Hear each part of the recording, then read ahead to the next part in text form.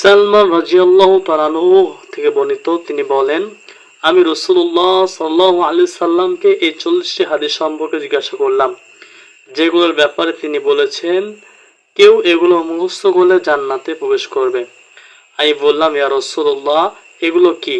হুজুর সাল্লাল্লাহু আলাইহি সাল্লাম উত্তরে বললেন, 1. আল্লাহর উপর ঈমান আনবে, 2. পরকালকে বিশ্বাস করবে, 3. ফেরেশতাদের উপর বিশ্বাস স্থাপন করবে, 4. আল্লাহর কিতাব সমূহের উপর ঈমান রাখবে, 5. সকল নবী ও রাসূলের উপর ঈমান রাখবে, 6. মৃত্যুর পর পুনরুত্থান উপর ঈমান রাখবে, ভালো মন্দ সব কিছু আল্লাহ তাআলার পক্ষ থেকে হয় এই তাকদীর ও বিশ্বাস রাখবে, 8. আর এই কথা সাক্ষ্য দিবে যে আল্লাহ ছাড়া কোনো মাবুদ নেই এবং মুহাম্মদ সাল্লাল্লাহু আলাইহি সাল্লাম আল্লাহর রাসূল। 9. পরিপূর্ণ ওযু সহ সমেত ফরজ নামাজ আদায় করবে। 10. যাকাত আদায় করবে। 11. রমজানের রোজা রাখবে। 12. মাল সম্পদ থাকলে বাইতুল্লাহর হজ করবে। 13. দিবারাত্রিতে 12 রাকাত সুন্নত নামাজ আদায় করবে। 14. কোন রাত্রে ভিতরে নামাজ ছাড়বে না। 15. আল্লাহর সাথে কোনো কিছু থেকে শরীক করবে না। 16.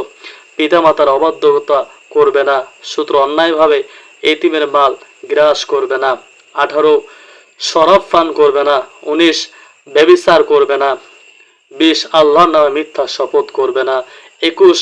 মিথ্যা সাক্ষ্য দিবে না। 22.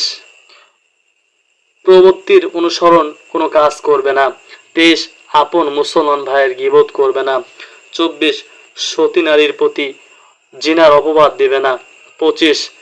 আপন মুসলমান ভাইয়ের প্রতি বিদ্বেষ পোষণ করবে না। 26. খেলাধুলায় লিপ্ত হবে না। 27. কৌতুক ও তামাশার শরীক হবে না। 28. বামান ব্যক্তির দোষ প্রকাশের উদ্দেশ্য তাকে হে বামন বলে ডাকবে না। 29. কোনো মানুষের সাথে ঠাট্টা বিদ্রুপ করবে না। 30. দুই ভাইয়ের মধ্যে ঝগড়া সৃষ্টির উদ্দেশ্যে একের কথা অপরের কাছে নিয়ে যাবে না। 31. আল্লাহর নিয়ামতের শুকরিয়া আদায় করবে। 32. বিপদ মুসিবতের সময় ধৈর্য ধারণ করবে। 33. আল্লাহর আযাব থেকে নির্ভয় হয়ে থাকবে না।